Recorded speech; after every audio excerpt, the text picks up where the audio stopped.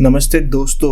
एक ऐसा सवाल जो हर इन्वेस्टर के दिमाग में कभी ना कभी आता है, स्टॉक या प्रॉपर्टी, शेयर बाजार या रियल इस्टेट।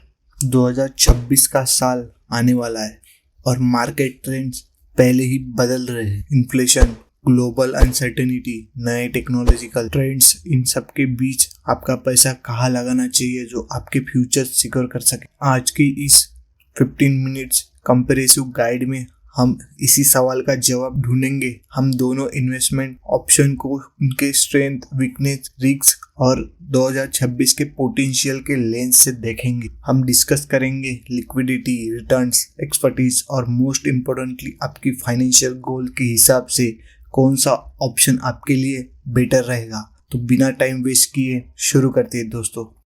बात आती है सेगमेंट 1 की, understanding the basics, stock market या रियल इस्टेट। पहले फंडामेंटल डिफरेंस समझते दोस्तों। स्टॉक मार्केट में आप किसी कंपनी में एक छोटा हिस्सा यानी शेयर खरीदते हैं। आपका पैसा डायरेक्टली उस कंपनी के बिजनेस से जुड़ा होता है। आपको डिविडेंड मिल सकता है और शेयर की प्राइस बढ़ने पर आप प्रॉफिट कमा सकते हैं। अब समझते हैं रियल इस्टेट का मतलब। फिजिकल प्रॉपर्टी, घर, प्लॉट, कमर्शियल बिल्डिंग या दुकान में इन्वेस्ट। यहाँ आपको दो तरीके से इनकम हो सकती है, रेंटल इनकम और प्रॉपर्टी के वैल्यू अप्रिशिएशन से लॉन्ग टर्म प्रॉफिट। इसमें आपको एक फिजिकल एसेट मिलती है जो आप देख सकते हो और छू भी सकते हो। तो बात करते हैं दोनों की कंपैरिजन की, दोनों को हेड टू हेड कंपेयर करते हैं इंपॉर्टेंट पैरामीटर पर। बात करते हैं लिक्विडिटी की, how easily can you get your money out.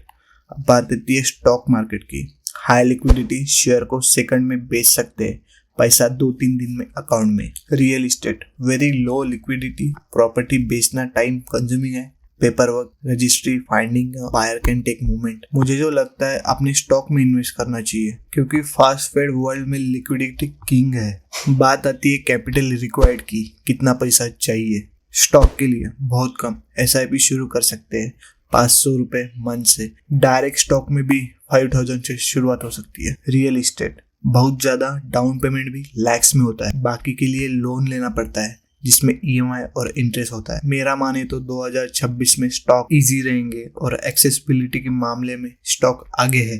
अब बात आती है पोटेंशियल रिटर्न की, कितना मुनाफा मिलेगा। स्टॉक हिस्टोरिकल लॉन्ग टर्म में अच्छा रिटर्न देता है, एवरेज 12 से 15% तक, लेकिन शॉर्ट टर्म में बहुत वॉलेटाइल होता है। मल्टी बैगर स्टॉक से लाइफ चेंजिंग रिटर्न मुमकिन है।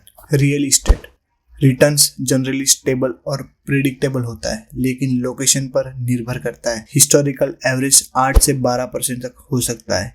लेवरेज लोन की वजह से आपके रिटर्न्स मल्टीप्लाई हो सकते हैं। Word it depends, stock have higher potential return but real estate offer more stable appreciation. 2026 में टेक स्टॉक और आर्टिस हाई ग्रोथ दिखाता है। बात आती है रिस्क फैक्टर पे, कितना रिस्क हो सकता है। पहले बात करते हैं stock market risk, company specific risk, sector risk, पूर परफॉर्मेंस या स्कैम में पैसा लॉस हो सकता है। Real estate liquidity risk, location risk, tent risk, maintenance cost, legal dispute का रिस्क, प्रॉपर्टी मार्केट क्रैश भी हो सकता है। वर्ड है, दोनों में रिस्क है पर अलग प्रकार का। स्टॉक का रिस्क शॉर्ट टर्म वोलेटिलिटी में है, रियल इस्टेट का रिस्क लॉन्ग टर्म लिक्विडिटी और अनएक्सपेक्टेड कॉस्ट में है।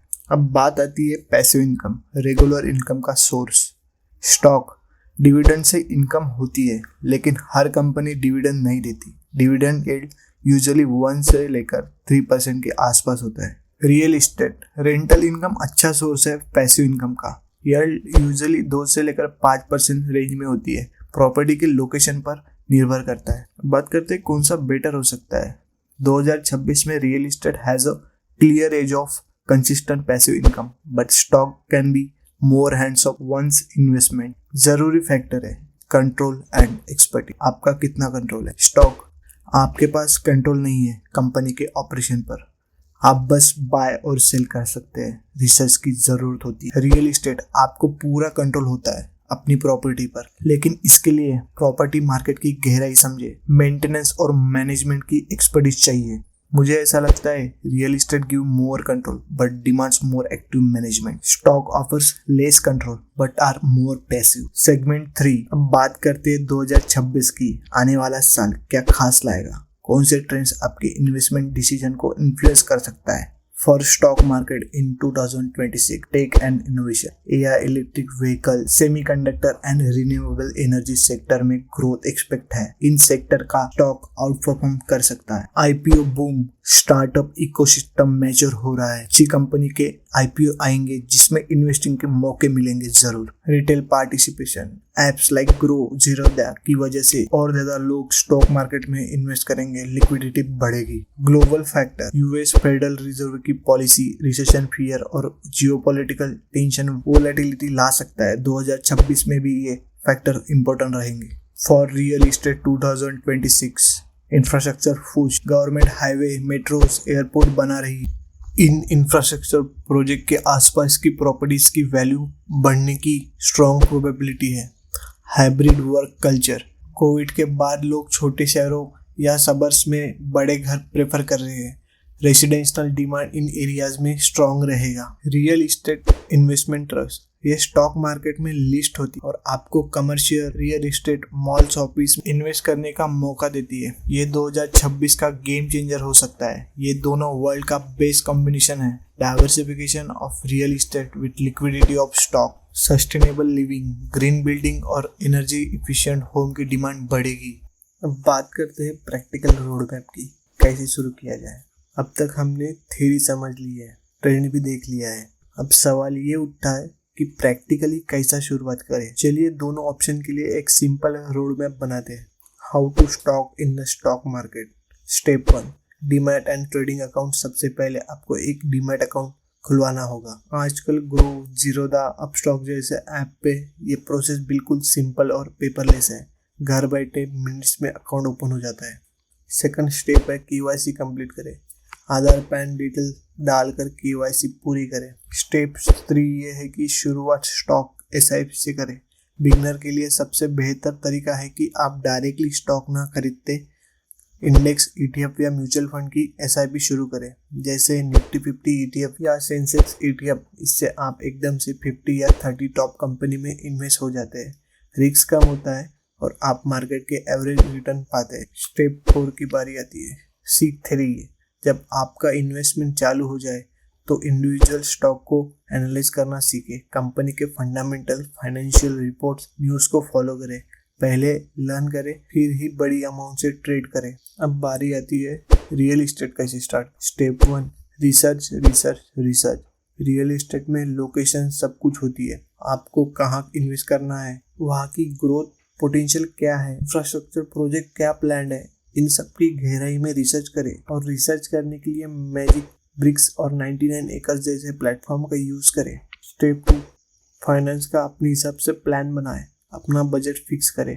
अगर लोन लेना है तो पहले ही बैंक से बात करके एलिजिबिलिटी चेक करें। डाउन पेमेंट के लिए पैसे रेडी रखें। स्टेप 3 पर आते हैं। लीगल चेक सबसे जरूरी है।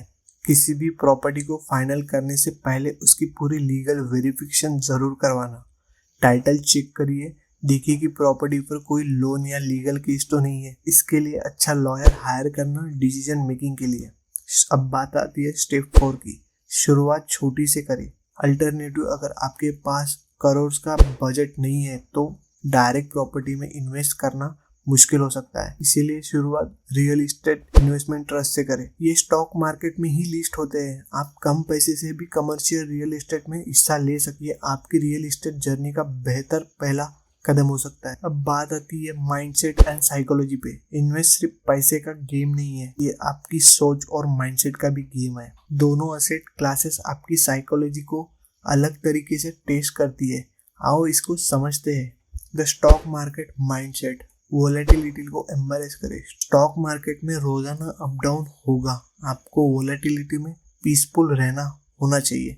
इमोशनल डिसीजन, ग्रीड से खरीदना, फियर में बेचना सबसे बड़े नुकसान का कारण होता है। लॉन्ग टर्म विजन, मार्केट को शॉर्ट टर्म के लिए नहीं, लॉन्ग टर्म के लिए इन्वेस्ट करें। 5, 10, 15 साल का सोचे। कंपाउंडिंग आपका सबसे अच्छा दोस्त है, उसे काम में लेने के लिए टाइम देना होगा। FOMO, fear of missing out से बचिए। 200% रिटर्न दिया, इसका मतलब ये नहीं कि आप बिना सोचे उसमें कूद जाए। अपना रिसर्च करें, अपना प्लान बनाएं और उस पर स्टिक करें। The real estate mindset. Practice is की। रियल एस्टेट मैराथन है, स्प्रिंट नहीं। यहाँ रिटर्न धीरे धीरे आते हैं। प्रॉपर्टी की वैल्यू बढ़ने में टाइम लगता है, आपको पेशेंस रखना ही होगा। हैंड्स ऑन होने की तैयारी। अगर डायरेक्ट प्रॉपर्टी ले रहे हैं तो आपको मेंटेनेंस, पेंट, रिपेयर जैसे मामलों में इन्वॉल्व होना होगा। ये थोड़ा एक्टिव मैनेजमेंट मांगता है। इलिक्विडिटी को एक्सेप्ट करें। ये मानकर चलिए कि जो पैसा अपने प्रॉपर्टी में लगाया है वो आने वाले 5 से 7 साल तक उसी में बाउंड रहेगा। इसलिए इमरजेंसी फंड अलग से बनाकर रखिए ताकि पैसे की कमी में जल्दी बेचनी ना पड़े। अब बात करते हैं common mindset of both side. दोनों में एक चीज कॉमन है, डिसिप्लिन। चाहे वो SIP की हो या EMI की, रेगुलर डिसिप्लिन से इन्वेस्ट करना ही लॉन्ग टर्म सक्सेस की चाबी है। सबसे बड़ा मंत्र है, कभी कभी ऐसी चीजों में इन्वेस्ट नहीं करें जिसमें आप पूरे तरह से नहीं जानते। अब बात आती है सेगमेंट 4 पे, who should choose what, aligning with your goals. अब सबसे जरूरी सवाल, आपके लिए कौन सा सही है? इसका जवाब आपकी फाइनेंशियल और गोल पर निर्भर करता है। You might lean toward stock if आप यंग इन्वेस्टर हो और लॉन्ग टर्म वेल्थ बनाना चाहते हैं। आपके पास लिमिटेड कैपिटल है पर रेगुलरली इन्वेस्ट कर सकते हैं SIP के थ्रू। आप लिक्विडिटी प्रेफर करते हैं ताकि इमरजेंसी में पैसा निकल सके। आप मार्केट को समझने और रिसर्च करने को तैयार है या index fund, mutual fund through professionally manage करवाना चाहते हैं। Also you might lean toward real estate if आपका ऑलरेडी स्टेबल पोर्टफोलियो है और आप फिजिकल एसेट से डाइवर्सिफाई करना चाहते हैं। आपको एक प्रेडिक्टेबल मंथली रेंटल इनकम जरूरी है, एग्जाम्पल रिटायरमेंट के लिए। आपके पास सिग्निफिकेंट कैपिटल है और आप long term low maintenance mental investment ढूंढ रहे हैं। आपका लोन लेवरेज करके अपना इन्वेस्टमेंट मल्टीप्लाई करना आता है। बात आती है मिडल पाथ पे, real estate and real estate stock. दोस्तों, ये जरूरी नहीं कि आपको कोई एक ही चॉइस करना है। आजकल रेडिस और real estate company stock like DLF, Godrej property के थ्रू आप दोनों दुनिया के फायदा उठा सकते हैं। इनमें रियल एस्टेट का एक्सपोजर मिलता है और स्टॉक मार्केट जैसी लिक्विडिटी भी मिलती है। 2026 में ये एक स्मार्ट ऑप्शन हो सकता है।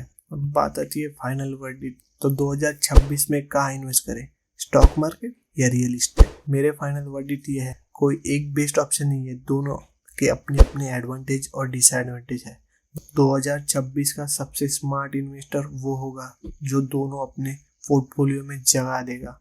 अगर आप यंग है, रिस्क लेने की कैपेसिटी रखते हैं और वेल्थ क्रिएशन पे फोकस करना चाहते हैं तो stock market specially through SIP आपकी प्राइमरी व्हीकल होनी चाहिए। अगर आप स्टेबल इनकम चाहते हैं, ऑलरेडी एक गुड कर्पस जमा कर चुके हैं और फिजिकल एसेट में बिलीव करते हैं तो रियल एस्टेट आपको पोर्टफोलियो का हिस्सा बनाना चाहिए। लेकिन डायरेक्ट प्रॉपर्टी के बजाय रेटिस को भी सीरियसली कंसिडर करें।